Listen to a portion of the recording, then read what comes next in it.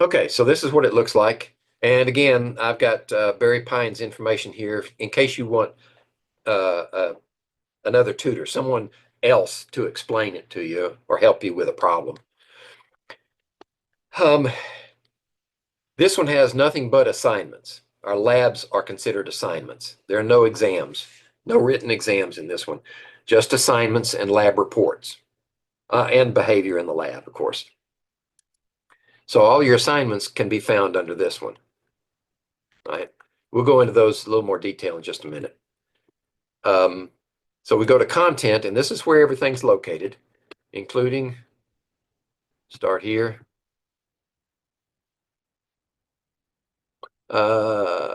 Yeah, I mentioned this earlier with the 101 class. If you submit assignments in person, you don't have to submit them again in Brightspace.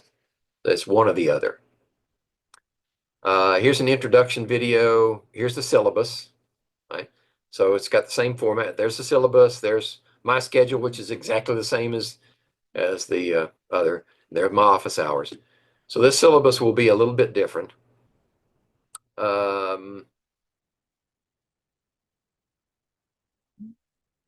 Let me come back to that. There's some information on safety rules, and here's the safety contract. We'll do that in class. And the class schedule here, I extracted this from the syllabus and put it in here separately so you don't have to open the syllabus. Okay, so every Tuesday we'll meet from 2 o'clock till 3:50. Well, the ones where we have labs. This gives you when the particular assignment is due on this side. So it corresponds with a date over on this side. Today, we're just going to talk about expectations. I can give you the lab next Tuesday. Yeah, we can do that. Actually, it might be better if you get a copy of it ahead of time and look at it. That would be better. I'll show you. I've got an introductory video for this lab also. And notice that there's no lab on the following Tuesday. So my pattern is when we go into the lab into the lab space to do a lab, that's when the previous lab report is due. So this is the first one. There's nothing due on that day. But the next time we go in for this exercise, lab exercise 2, exercise 1 is due. Okay. I also, well, I'll cover that in just a minute. Lab notebooks. You're going to need a lab notebook, but I'll talk about that in a second. So we've got 5, 6, 7 labs in this course. And there's some dates where we don't have labs. All right, let me go back and show you where everything's located. Let's see, lab exercise modules. This is where I'm going to have a first lab notebook check, and I'll talk to you about that. Final lab notebook check. I'll have, let's see. Let's see, let's collapse everything so we can see it better.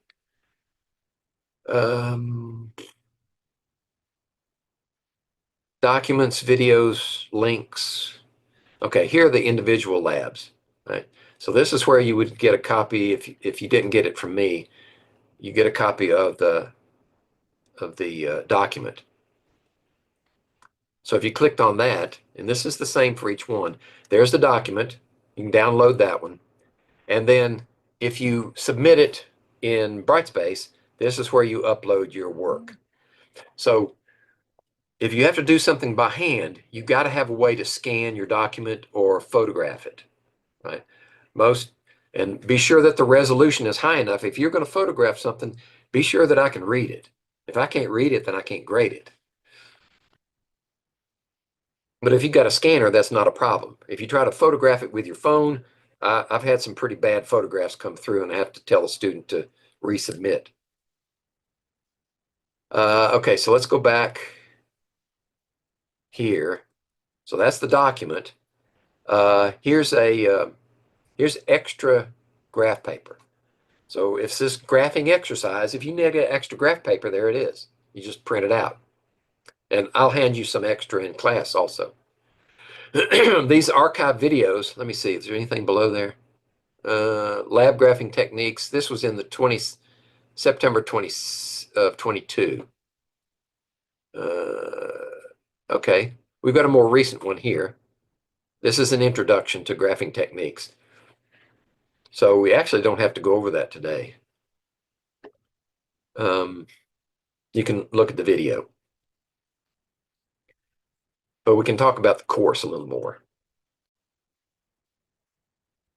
Let's see. So lab modules, there we go. We've got lab techniques. Notice that, let me go back to the schedule. Notice that the first two lab reports are informal. What I mean by that is you will have the hard copy document telling you the procedure, and you complete the work.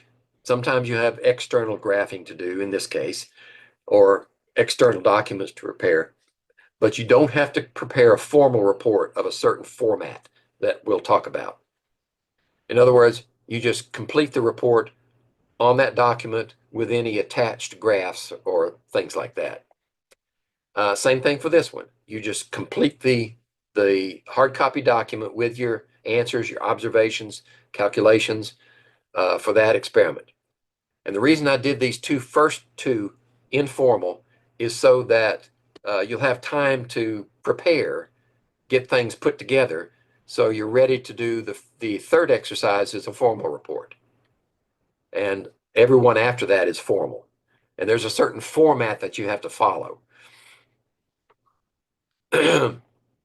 Okay, that's what I wanted to say about that.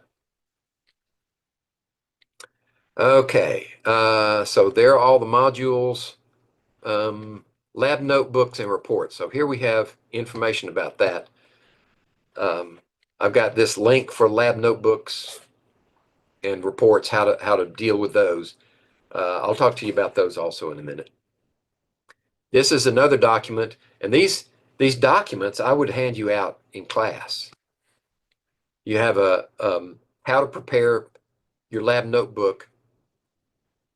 So when you come in the lab for an exercise that needs to be in your lab notebook, I will check it to see if you're ready. Because the first rule of safety in a lab is know what you're going to do before you walk in the lab. And if you have not prepared your lab notebook with the information that you need and that I specify, then you are not prepared to do the lab and you're just a hazard. So if you don't have a prepared lab notebook for those exercises, and that's not the first two, that's starting with 3, then you'll just have to sit and watch your lab partners work. Here's an example lab notebook that shows you what it should look like.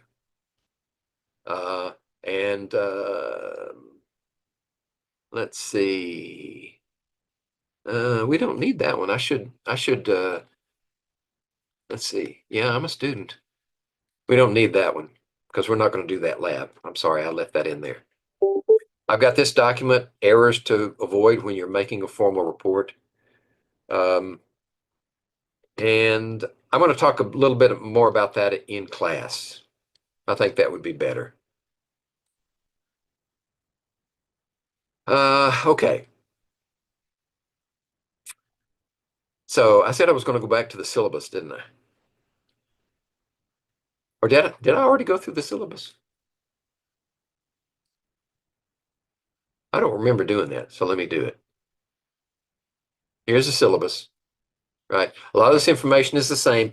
There's no textbook, but you do have to invest in, let's see, it's down here, I think. Well, yeah, course materials. Calculator, you'll already have a calculator from the lecture course. You need a bound lab notebook, no loose leaves. This has to be bound glued, sewn together. I give you this example. This is what you can find at Walmart. And notice by this hash marks on the cover, these pages are quadrilined. In other words, let's see, do I have an example? Yeah. What I mean by quadrilined is they're hash marked. They're graph ready. You can draw graphs in your lab notebook. That's the kind of notebook I want. I'll bring several of them to class with me, and they're $2.25. I won't even charge you for the tax that I paid. That avoids making a lot of uh, change. You need one of those, and you also need a lab coat. It needs to be about 40 inches long. It needs to come down below your knee, or it could be slightly above the knee. If you have access to disposable lab coats, like say you work somewhere where you get disposables, you can bring one of those. If you want a lab coat of your own, you can get them at locally in Beckley at Little Lena Scrubs and More. It's on Eisenhower Drive at this address. And just put that in your map app, and it'll take you to it. Or you can call them and get directions. Be sure to ask them, if you go there, to ask them for a student discount, because it'll be 10% discount. Eye protection, we have eye protection in the lab, but if you want one of your own that you can keep with you, you can buy it. It doesn't have to be goggles. It's just those wraparound polycarbonate glasses. So they're big enough that you can, if you wear eyeglasses like I do, you can put them around. Or if your eyeglasses have polycarbonate lenses, then you don't need any. Let's see. If you're going to submit things, I mentioned this earlier, if you're going to submit things after doing working out by hand, then you'll need to be able to photograph or scan and submit them in a format that I can read. PDF, JPG, GIF files, whatever. When you submit your formal reports, though, those are going to be typed. Right? They're going to be typed. If there's something that needs to be put into the formal report that you can't type, like a graph, then you should be able to photograph your graph and import the file into Word.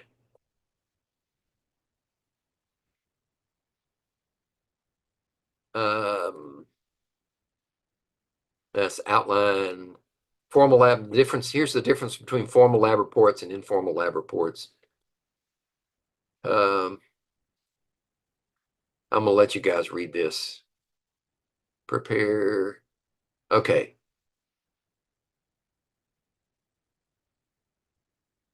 So when it comes time to present your lab notebook, to set it up, so for experiment 3, you'll have a lab notebook by then. We'll talk about it more in class. The outside of the notebook, your first lab notebook check only needs your name and the semester, right, in ink. And then you go into your lab notebook and you start numbering the pages in ink, only ink, blue or black. So this is my lab notebook that I use for doing things in the lab, separate from the courses. And you number 1, 2, 3, 4, 5. All the right-hand pages will be odd numbers. All the left-hand pages will be even numbers. And you number every page. So if you get down here and you're about to write a number in your right-hand facing page and it's an odd number, stop. You made a mistake somewhere. You skipped a page. So how do you make corrections in a lab notebook? Take your pen, put a line through them, and make the correction. You don't use whiteout. You don't try to erase them. That's why they're in ink. And you number the pages all the way to the end. It depends. Some have 200 pages, some of them have 150 pages. Just go all the way to the end. That's the first thing you do. Then you go back to page number 1 and you write at the top, table of contents. And then that's all you have to do because you haven't got an experiment in it yet. So that's what I want to see the first time I look at your lab notebooks, on that date that's in the calendar right here. First lab notebook check is on 11th of February. I'm going to check that one, same date that exercise 1 is due. Then when we go into lab number 3, you're going to prepare, you're going to write the title of lab number 3 here and the page that it starts on. That's all you need. Then you go to that page and you write the title,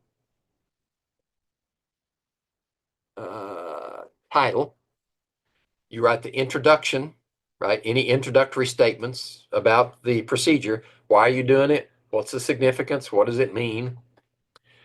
You have a section, and these are all sections. Title, introduction, safety. Any safety concerns for this lab, put them here. It's good to have bulleted points, or especially with procedures to have numbers. Then you have a section on materials. That is, what are you going to use in this lab? What do you need? Everything. Glassware, chemicals, instruments, any type of equipment. Anything that you're going to need in that experiment goes in materials. Procedure. Now, these are numbered step by step, and you get that from your hard copy. Now, some students are lazy. They just write it out, just copy it over. Some students actually read it and understand it and write instructions in there in such a way that they understand what they've done. That's preferred. So the procedure then is what you're going to follow when you do the experiment, step by step. And any changes that happen while you're doing the lab, right? If you change something in the procedure, draw a line through it and make a correction. Because you're going to use that lab notebook to write your report. And it's going to be in the same order as it is here. Then you do the experiment. You can collect data, you collect numbers, you kept observations. You just need a reserved space, right? At most, maybe if you know that you're going to have a certain set of data, you'll identify it with a blank line and do it like that so that you know something needs to go in that space. Or you could have a table, but just reserve the space for your data. Then reserve a space for calculations, right? You won't necessarily have calculations in there unless there's a pre-lab question that has to be done beforehand. And if that's the case, then you can put the calculations with the questions answer. Pre-lab questions have to be done before you come in the lab. Then you'll have a summary and conclusion section. And this is just leave it open. Just title it and leave it. And then you have a post-lab section. Post-lab section can go anywhere, but I just put it at the end for convenience. You just set that up as a section, and you don't fill that in until after the experiment. The hard copy may have or may not have post-lab questions, and those you answer. Now, some of the post-lab questions actually refer to doing calculations and answering and working on the data that you've obtained in the experiment. If that's the case, then you just number it according to the hard copy, and you say, refer to one section. Go to the calculation section to answer that question. Rather than having to repeat everything, just tell me where to look. Okay, so that's setting up your notebook for an experiment. And I will check that and give you a grade for it. And if your grade's high enough, I should say, I've been letting people get by with low grades, but I'm going to be a stickler this time. 80%. You got to make 80% on an inspection of your notebook before you can go in and do the lab. If you can't make 80%, I'm not going to let you do the lab because you're just an accident waiting to happen. Okay, let's see. Okay, we've already looked at this one. Attendance policy is the same. Let's see, do I give you any credit for attend? Oh, attendance, I dovetail attendance into lab techniques, right? So if you're absent for a lab, then your attendance says that your lab techniques are 0 that day.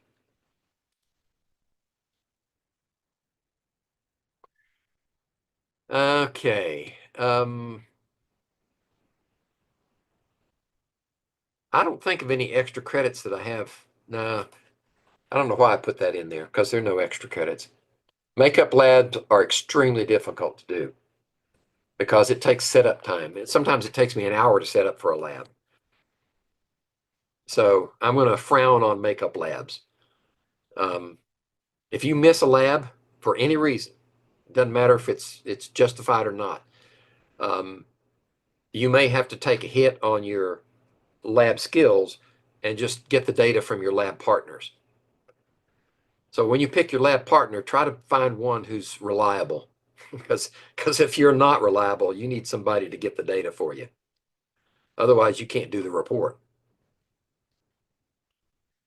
Okay. And we'll talk about other things like what's plagiarism in a lab report. Sometimes you know what plagiarism is when you're writing an English term paper, right? You just copy verbatim out of your sources and don't give them credit, right? That's obvious plagiarism. But plagiarism in a lab report could be not just that, but you could plagiarize the wording from your lab partner's report and claim it's your own. I've had students submit reports and it's obvious. I mean, right down to the font is exactly the same as their lab partners. They just put their name on there instead of their lab partners. That is cold-blooded, blatant plagiarism and will earn you a 0. And if your partner was complicit, they'll get a 0 too, even though they turned in a report. You cannot be accomplice to plagiarism either. All right. So this is a little blurb on the lab modules, what to expect there.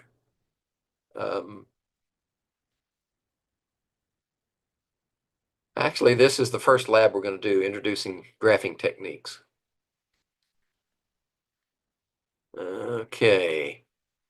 So there's what the document's going to look like. This is another one, a different one. This is a formal lab report. The graphing techniques is an informal. Now, you may wonder why we're doing graphing techniques. I want you to learn how to draw graphs because they are going to be useful when you write lab reports on several of your reports in the future. If you know how to draw a graph, then you can present your data in a format that's easy to explain. If you don't know how to draw a graph and you don't know how to interpret a graph, then you need to stay out of the sciences. Just don't go into the sciences at all. Right? If you're averse to doing graphs, then you're in the wrong business. Okay, let's see. Let me check my notes and be sure I covered everything I want to. Let's see. Based upon last names, I don't think we have any spouses in this class, so I don't have to worry about that. If you got a spouse or a live-in partner in the class with you, then you can't be lab partners.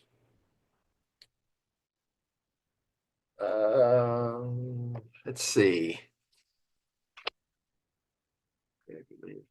Okay, so on Thursday, if you're here Thursday, I will give you hard copies, and that'll save you printer ink. You won't have to print anything out. I already got them printed out, and we'll give you handouts on Thursday from everything we've done today, plus anything in the future that I would have given you anyway. But I've been talking this whole time. Are there any questions? I only have one question about the lab coats. How much are they? Oh, let's see. Well, let's see. I think I paid maybe $30 for mine. Oh, okay, that's not bad. Yeah, if you're going to stay in the sciences, then you ought to get you a lab coat. But if you're only going to take this course and maybe the second course in the series and move on from there and not spend a lot of time in the lab, um, or you don't need to have your own lab coat, then you can use disposable lab aprons. I've got some of those in the lab, but um, if you're in the sciences to be serious, then uh, it's probably a good idea if you buy your own lab coat. All right, thank you. Uh, and you don't have to buy the most expensive one. I may have bought an expensive one when I went to Little Lena's, but still you're going to get a 10% discount. Okay. So if you think of any questions after we drop off, write them down, bring them to class.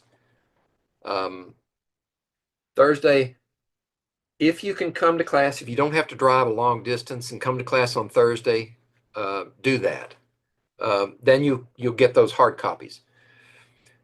But if you're in a position where you've got to drive a long way just to get here, I know one of our students has to drive a couple of hours.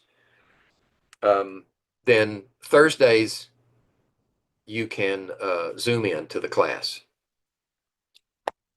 And that means that if you're going to do it on a regular basis, then we'll have to talk about that. Let me know so that I can, I can open up the Brightspace exam so that, because all of the exams in 101 are on Thursdays. So you can Zoom the classes that you're not supposed to be here. And then on Thursdays, um, I'll Zoom just so in case you want to Zoom in and have questions. But as far as taking the exam goes, you'll do that on Brightspace. If you're one of those that has to drive a long way. If you've only got, let's see, it takes me about uh, 20 minutes to get here from my house. So if you're 20 or 30 minutes away, then you ought to come to class on Thursdays. But if you've got a 2-hour drive, then I understand that you can Zoom in. Of course, on Tuesdays you got to be here. Right? that's lab day. So you have to come in on Tuesdays. Okay. Any other questions? We're Uh, about 10 minutes short. Yeah, Alyssa. I was gonna say I don't think I'll be able to be there in person this coming Thursday because my manager messed up my schedule this week and they can't do anything about it. But I'll be there the rest of them. Okay. Okay. You'll have to then get copies of all the documents in Brightspace. Yeah. Alrighty, Uh, thank you. maybe what I'll do is on Thursday, I'll make it part of the video. I'll just before I start the lecture on chapter 2, I think it's 2 and 3 actually.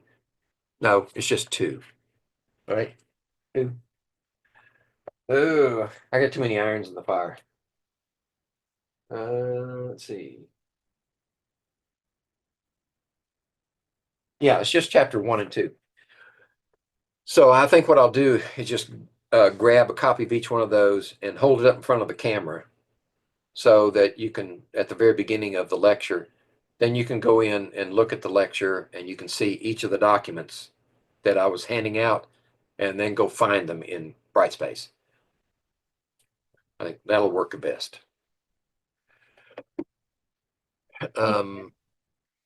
Okay, anybody else? Okay, well, I've got a video.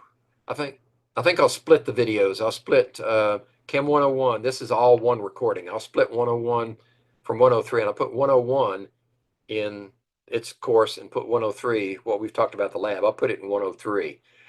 But it'll take me about 24 hours to do that. And then you can go in and click on the link that's in that module, and it'll take you to my YouTube channel, and you can watch the videos. If you want to refresh your memory, or if you didn't see it in the first place, or you missed part of it during today, and you can go look at the videos.